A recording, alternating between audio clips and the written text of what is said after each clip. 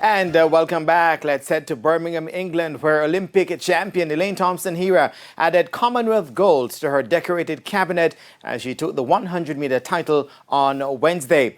Thompson-Herah was one of two medalists for Jamaica on the day, as Daniel Thomas-Dodd took silver in the women's shot put.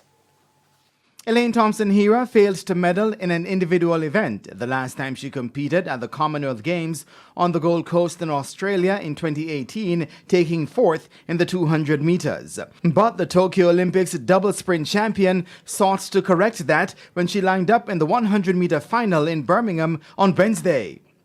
Set.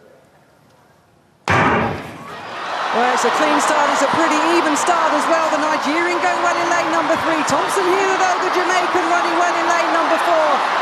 Elaine Thompson-Herah takes the gold medal here in Birmingham. 10.95 seconds.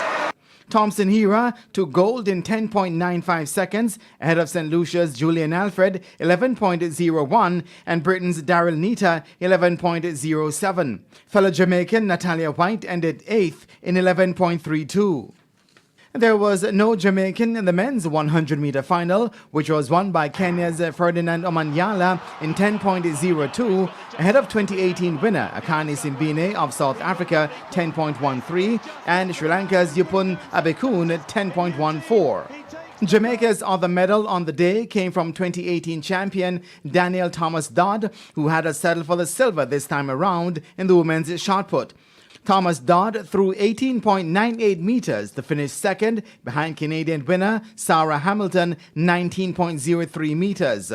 Compatriot Lord Duke Cameron finished just outside the medals, taking fourth with 17.62 meters.